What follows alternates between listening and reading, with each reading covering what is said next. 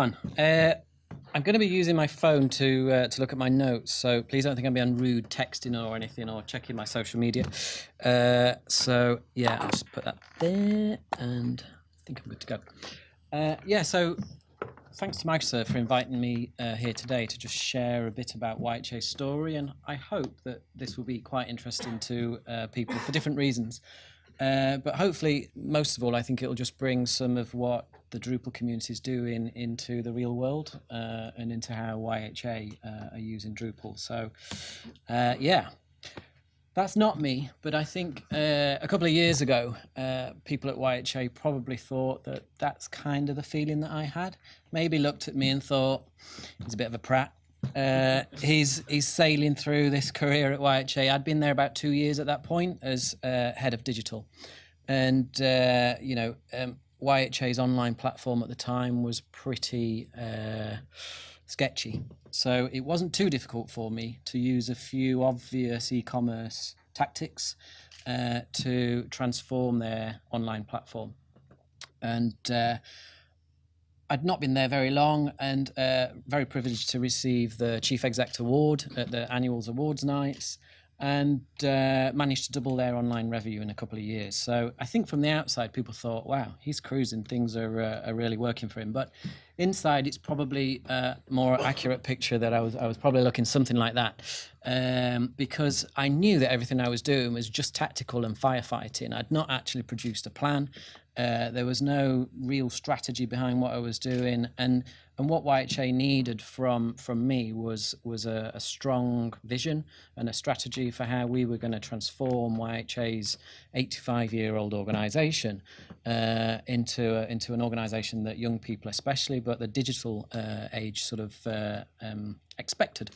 So yeah, I needed a strategy and I needed a plan for how to implement that strategy as well. And I had to do it pretty fast. So yeah, I'm Jon, and it's YHA that I'm currently trying to help to move them forward and utilise digital. And I'm going to be presenting a short story today with the help of David, the head of strategy. Is that your job title still? Yep. Yeah, from Microserve. This presentation is one that we gave a short while ago, so I just wanted to make sure things had not changed. Yeah, so David and I are going to just tell you a bit about where we're headed in this story. We're nowhere near finished, so if you look at yha.org.uk at some point, don't think that's the site that Microserve have done, and don't think that's the site I'm proud of, because that's our old site. So I'll talk to you about that more afterwards. Before then, just to get a gauge of the room, if you're holding a digital device now, tweeting about how fantastic this talk is, then please free up one hand.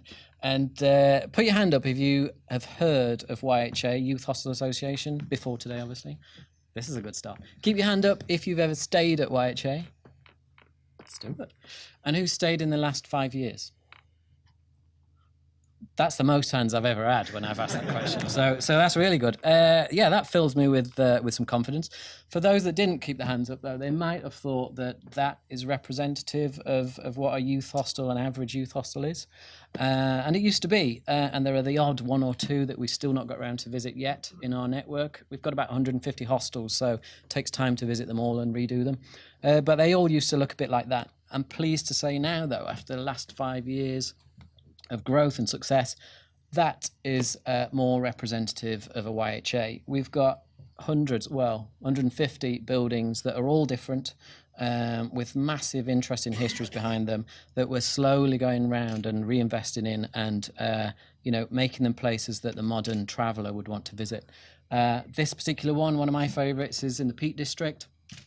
An old mansion which we've done up, but very sympathetically to the original way of the building, I'm really proud of some of the buildings now that we've got at YHA. We've still got the bunk beds because we'll never get rid of those. We wouldn't be YHA if we didn't have them. But they're a lot smarter, a lot cleaner. We do have double beds as well, but we've introduced free Wi-Fi, private rooms, en suites, the kind of thing that that most people would expect. And we still place a lot of emphasis in our communal areas. So we've always got sort of smart cafes and bars and social places for travellers to engage with each other. We've even added glamping to our range now. So we've got some fab pods and safari tents and all sorts of things. Yeah, they're all available still at cheap prices, affordable prices, £10 a night for everyone. So sales pitch is over now. Yeah, the main thing that we exist for, and I thought it was really interesting, was when Jan was talking earlier about how organisations need to look at that sort of, was it the golden circle, Jan? Yeah. So we do the same at YHA. Every few years, we try and focus back, why do we exist? We all know what we do. We sell accommodation. We're in the hospitality industry. We're in the travel sector. But why do we do it? Why do we exist? What are our values? And for us at YHA, it's this. It's to give children and young people that opportunity to travel, explore and discover. And particularly, we're a charity, so we make sure that disadvantaged children and children from underprivileged backgrounds get the opportunity to join in those really important areas in the early stages of their life. So that's a bit about YHA. And I think my problem, or one of my biggest problems when I joined YHA, was we're involved in so much. There were 6 different websites that we had, a couple of them on Drupal, Drupal 6. In fact, one of them is still on Drupal 6, believe it or not. And no mobile app and no real strategy for what we were doing. So compared to that fantastic product that the customer was getting, the digital experience was just horrid. So I definitely needed to change that. We have an internal term at YHA, which is this sort of world-class hostel aspiration. And the digital part of that service definitely wasn't world-class. So we've got to change that. Some things I needed to keep and some things I needed to change. So I'll just talk you through a bit about those. And I kind of put together 3 things really that I thought we needed to do. The first was kind of just define what the goal is, what good looks like, and what's the vision for where we want to be. What is the world-class hostel experience online, and the booking platform that goes with it, and so on. So a lot of work doing that, and then I spent months and months getting the exec, the board, the trustees to buy into that vision, to make sure that they agreed that that's where we needed to go, which is pretty tough. If you think about an 85-year-old organisation, a lot of the people on our board probably aren't representative of that youth age group.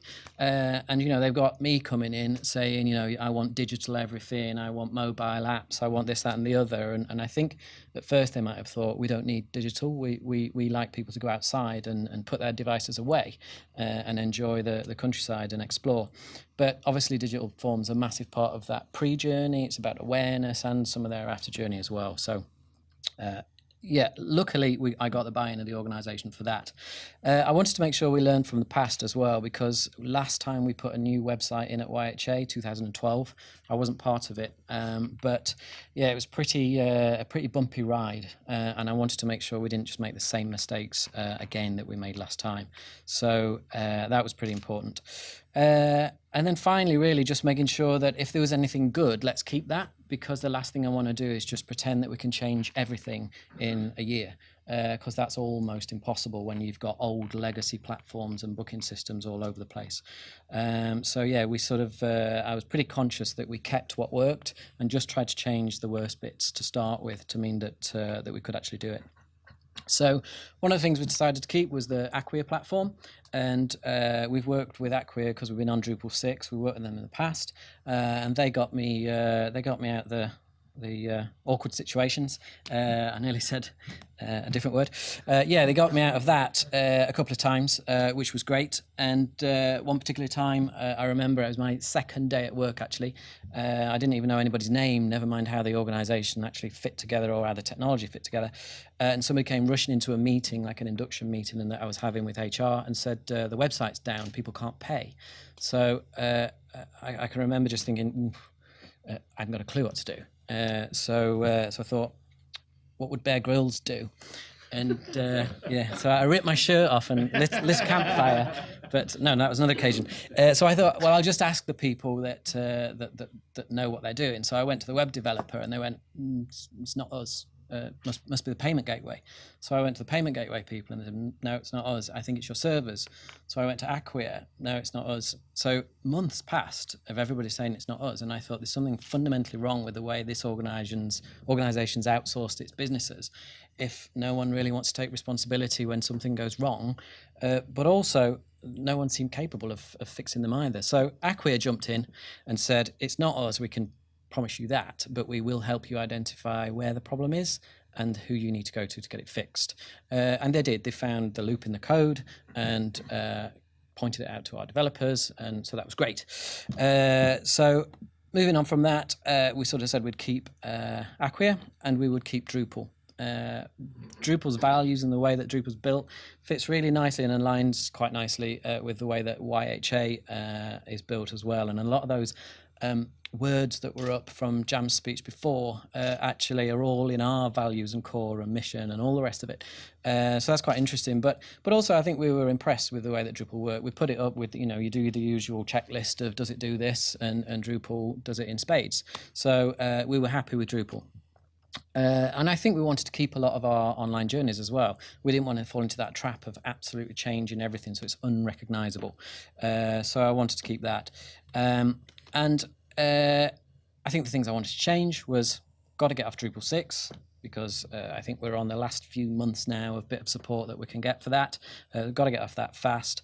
And we wanted to make sure as well that we restructured the code in a more SEO sort of beneficial way. Because one of the things, particularly our school trips website was suffering from was a lack of organic traffic. It was not appearing for all the right search terms. So yeah, we definitely wanted to change that. So overall plan was that define the vision, learn from the past, and then keep the best things and change the rest. One of the things we decided to do was try a new agency, and I was super keen that if we do try a new agency that we get someone who's at their heart a core Drupal techie agency. We could do the front end bells and whistles. There's lots of skills out there that you can just get in generally in the world, but finding real, true, hardcore Drupal developers is what I wanted to try and do. And I also wanted to make sure that I didn't find myself in that situation before where I went for help and they went, no, it's not us, it's not us, you'll have to go somewhere else. I wanted somebody who felt part of the team, so that we would work together as an actual virtual team, and that there was no sense of, let me just check that quote because I didn't trust the last one that came or anything like that. I wanted to see if we could find almost a hybrid way of making that client agency relationship work better for both of us. So yeah, that's where we went out, did a short, quick tender process. I went to Acquia again, actually, and I said, can you recommend any agencies to me that would fit what I want to do? And they recommended a few. We went through a process, and I'm really pleased to say that we selected Microserve as a partner to work with. And so at that point, I think David picked up the story to sort of say how Microserve have then taken us from that into where we are now, really. Yeah. So I'm just going to talk a little bit about the Groups and School Trips website and kind of how we came about to producing that. So as Jon said, after the tender process, we immediately kicked off with a 2-day workshop, and it's really important to stress the word immediately. It was really quick. We had to turn that around very quickly because of the timescales, which we'll go on to talk about later. We could see that YHA were a really complex organisation. On the one hand, they had their charitable status, and on the other hand, they had They were actually one of the UK's largest accommodation providers. So that's quite a hard thing to actually work with. So they had many stakeholders, they had many views, and really our job was to kind of bring all that together, which is no mean feat, to make sure that each individual had their own say. And everybody, as you can imagine, had different views, different stakeholders, different levels. And Jon had quite a senior team as well, a digital team, and they had a very clear view as to what this website wanted to look like as well. So we had to take all of that into account. And I guess our job really was to sort of facilitate that discussion. And we asked quite a few searching questions at that stage, perhaps painful questions of the organisation. But I guess the most important question we asked was all of the requirements that were coming out from all of their different teams each time was, did it add value to the business or did it add value to the user? Now, if it didn't add either of those to the actual end game, then it was de-scoped. This was an agile project, and we had to be really careful what we kept within scope because, well, you'll find out later. Now, I guess making decisions in this way as a group was really important because we left that room after those 2 days with a group of people with shared priorities. And why that's so important is we got everybody's buy-in from that point. And we knew that then we could move at pace. We tried to get as many blockers out of the way. And that enabled us to give this really clear scope from day one. Sometimes when you start a project, you sort of establish the scope as you go along, or it can take a bit of time. But because of this project being absolutely business critical at a certain point, it was really important that we got that scope from day one. And because we got that buy-in and because we got everybody in a room, and it was a 2-day process, we didn't require these great lengthy specification documents, something that perhaps people in the room might want to think about as well. So business critical deadline, yes, that absolutely was. So it's an agile project and it had to be done by a certain date. Why was that? Well, the schools were returning in September. I think we were instructed around February, March time. Yeah. So really short space of time to deliver a website. But it was fundamental it was available then because they would have missed all the bookings for the new summer season. So that was a very important thing. So no ifs, no buts. We had to hit that, and we had to make sure that everybody's thoughts were aligned in order to do that. So it was our job to be brutally honest with the YHA and tell them, if you want to do this, that's fine. If you want to add something to the scope, that's absolutely fine. But just be aware, if you do that, you just are not going to hit that deadline. And I guess that created, to start with, perhaps a bit of tension. But actually, over time, I think the YHA were then able to establish quite a lot of trust in us because we were far more consultative and pushing back on decisions, and that's really important. And I encourage people in the room, if you're in that situation, to do that as much as possible. And really, because of that, we came away from that with everybody understanding what that end product would look like. And something else we've experienced on a number of products over a period of time is that you'll go live on something and then people will start to say, well, it's not quite what I thought it was going to be. By getting everybody's shared priorities and everybody's views out in the open right from day one, what we're able to do is launch a product later down the line where everybody said, actually, we knew what this was going to look like and there are far less blockers. So really important. The project itself, it's the Groups and Schools Trips website, this one here. So I'd encourage you to go and have a look at it. It's a really nice website. We launched it on time, which was the most important, which was the critical element, and pretty close to budget. Agile project, one of these things is perhaps going to slip budget a little bit, but not too far off budget. And we did actually get a huge amount of work in scope. Important to say that we launched with a viable product. This product is continuing to be incrementally changed over a period of time. So this isn't the finished product, but over time it will get to where we want it to get. What I wanted to do with you, sorry John, I've gone on fast. What I wanted to do with you, however, was share a little bit of the learnings as we went through that project. And we'll look at some of the good things and some of the bad things. We start with some of the bad things first. I think that's a good place to start. I think it's fair to say that the YHA, self-admittedly, should perhaps have taken a little bit more time to understand the messages that they wanted to put out through this website and perhaps some of the user journeys before instructing us as an agency. I think there was a great deal of time talked about that as we went through the project. Perhaps there could have been a bit more time at the beginning spent on that. And also another area that we took a shortcut on because of the time frame on this one was with wireframes. We decided as a group to bypass wireframes. Now, I think in retrospect, that was a big mistake to make, actually added time to the project rather than reducing time on the project. So I think more time should have been considered on that user interface before getting into that deep delve into designs. Again, that's something that we've taken forward onto our new projects when we're working in this way. Encourage you to do the same. What went well? That's a different side of the coin, I guess. We both acted really quickly. I think from day one, we were able to recognise that there was this business critical deadline and we needed to act really, really quickly. So within a week, we were all together in a room. That's pretty quick for most agencies to gather all the stakeholders from the YHA side and from everybody from our side together.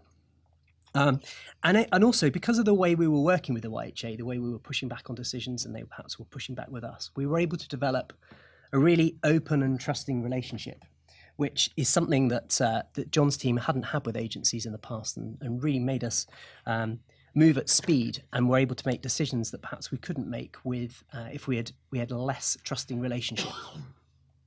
But for everybody in here who is running an agency, the most important thing or most interesting thing from this project we took away was this idea of the hybrid model of working.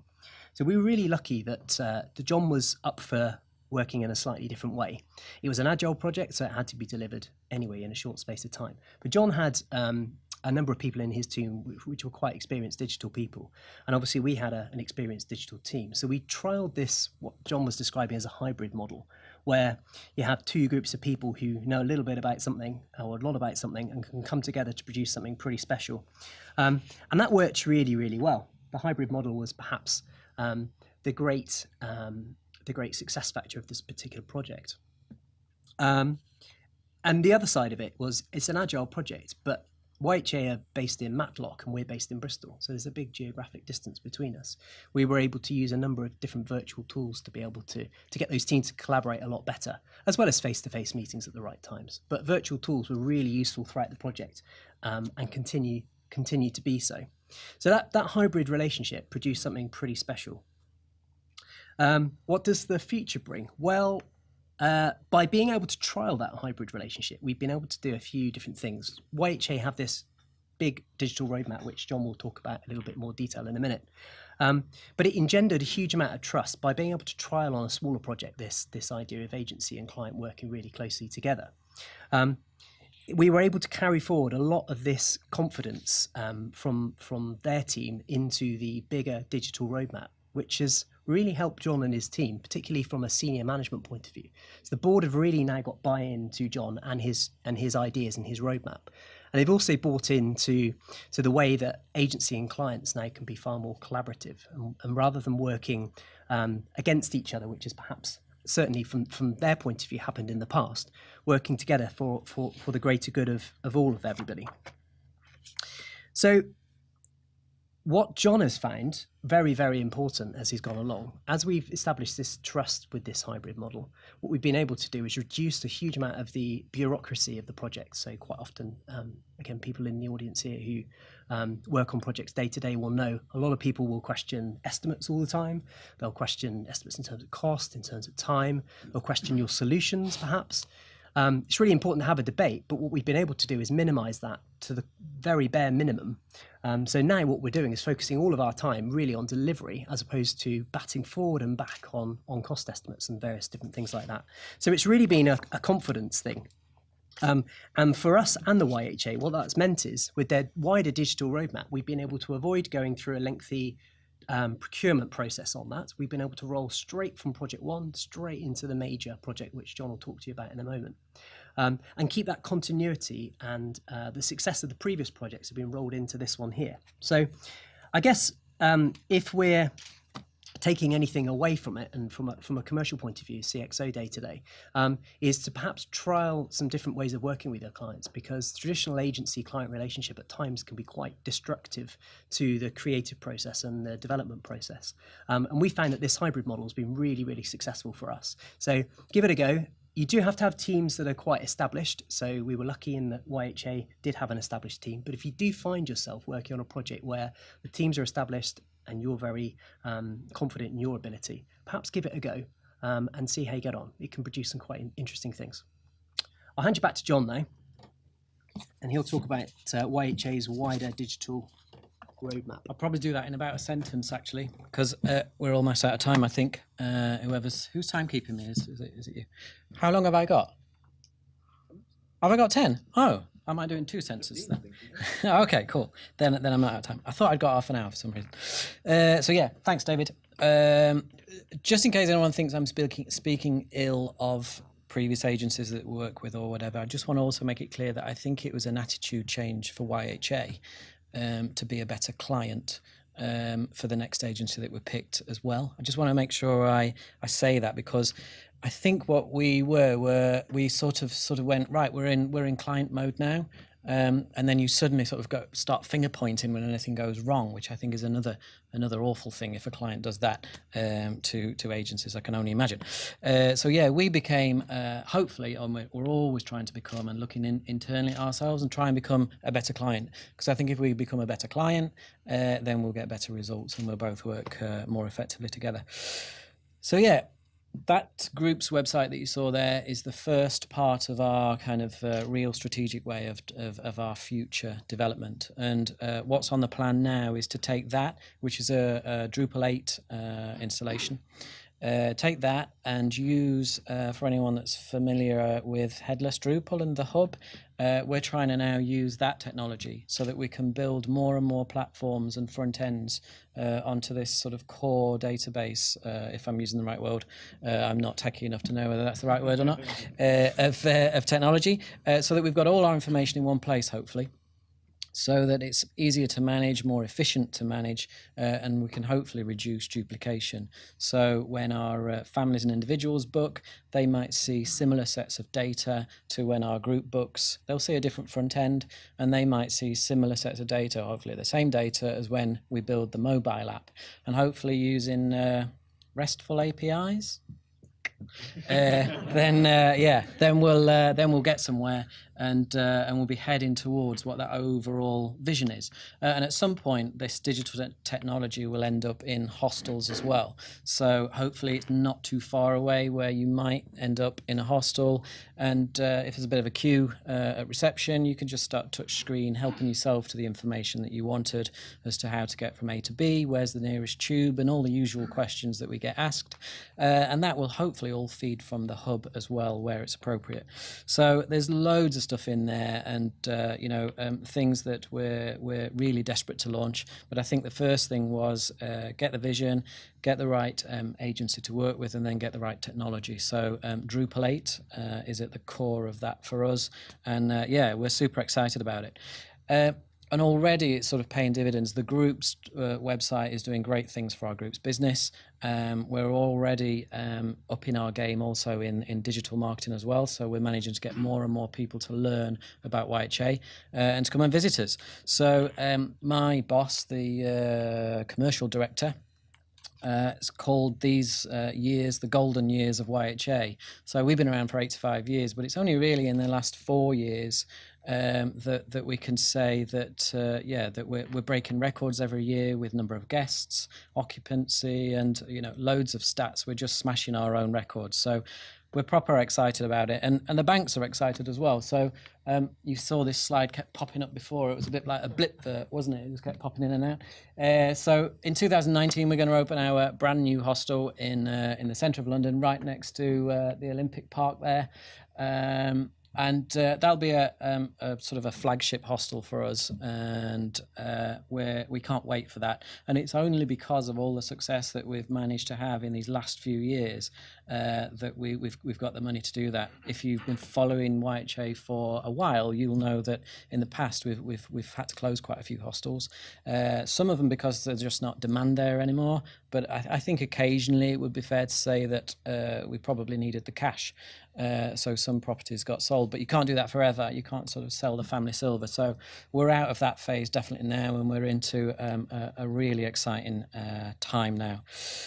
So to sum up, I think these were the 3 lessons that I would say that I'm learning, and if there are any people sort of having similar experiences, that I could say that that have worked for us. So the first one was, like I said before, find some solid technical developers that you absolutely trust to deliver fantastic, stable solutions. As I said before, again, I think front end, there seems to be lots of skills in front end that I can get from all sorts of places, but back end, really smart solutions were always where I felt frustrated. So that was one, and I feel now that we've got that. So that makes me excited and confident. This hybrid model of trying to work together with an agency, so rather than just client agency and a lot of finger pointing, we're definitely trying to be more open to criticism ourselves, more honest with each other, and try and just every time we meet, just encourage that honesty between each other. We are a charity, but we also have to be very commercial to make sure that we can keep our beds full, so that we can achieve that charitable aim. And so therefore it's important that we make smart decisions, and we do that better, I think, if we're both doing it really open and upfront and honest with our agencies. So ultimately I think all that together allows us to just focus on building fantastic digital solutions, either better, faster or cheaper for our customers and our donors and people that support our charity. That's the end of the presentation, but apparently there's a bit of Q&A, I think, if anyone's got questions. Is that right? So, yeah, have we got any questions? There is a mic knocking about somewhere. Yeah. Does it work?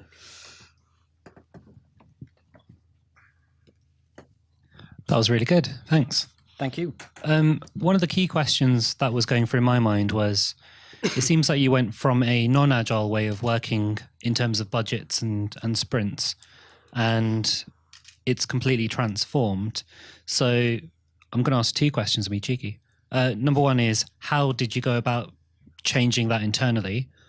And the second is there a connection on the ROI in terms of sales of the new website, and does that feed back into future scope and things like that? Okay. Interesting questions. The first one I can't take credit for. So before I joined YHA, the previous project that delivered the current main website that's still sitting there today on Drupal 6, that was delivered in a waterfall manner. And I think when things started to go a bit wrong with that project, YHA started to look at other ways of working.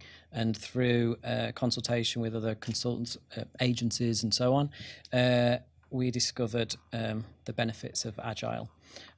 Sean Harrison, who's our head of business systems, who played a real fundamental role in making all this happen at YHA. She is really thorough and trained in Agile, and has got YHA to buy into the benefits of it. The thing I think we probably still have got a bit of work to do is to make the budgets align with that Agile way of working completely. Because as Microserve know, we are still tasked with trying to start a project and launch it, and the board still expect that to be delivered within a certain budget. So that there's usually a kind of, we think we need to get it live about here, and we've only really got about this much money to spend. So I think the budget part of it has still got a bit of work to do in terms of Agile, but we're getting there. And I think in terms of ROI and that feedback, there's definite confidence now in the last sort of 3 years that we've proven that a small amount of investment in the right places with the right expertise results in ROI. And it's clear. I mean, we've spent a modest amount on our current website, just trying to keep fixing it and patching it together to make sure that it works until we get the Drupal 8 solution in. This is the main YHA.org site that we're working on now, and that's doubled revenue. So we went from kind of 6 million revenue when I first started. We're now at 13 odd million, and as an organisation, our board, our exec, and the decision makers that control the budget are seeing that and saying, it's obvious that if we plough money into this, it works. So from an Agile point of view, that works really well for us, because every time we need to ask for a bit more money, we can usually say, past experience will tell us that this is the right thing to do, and it will generate ROI. So it is working for us moving forward. And I hope there'll be a period where we don't have that sort of fixed project budget element still. We sort of have just more loose ways of working. Yeah, I was also going to just add, I took a slide out there because I didn't want to be too salesy today, but the actual relatively small amount of money was spent on the development of that site. It's a large amount of money, but relatively small for the type of site that we produced and with a viable product. But in terms of statistics on that, they've returned some great investments. So traffic to that site now is up over 200% from the previous site. And I think I'm right in saying that bookings and inquiries are at the highest level ever on the schools and groups trips. So that was able to engender quite a lot of trust in terms of how that particular way of working should be rolled out across the bigger projects. Fantastic. Thank you. Thank you. Anybody else? No? Great. Then I think we're done. Brilliant. Thank you, guys.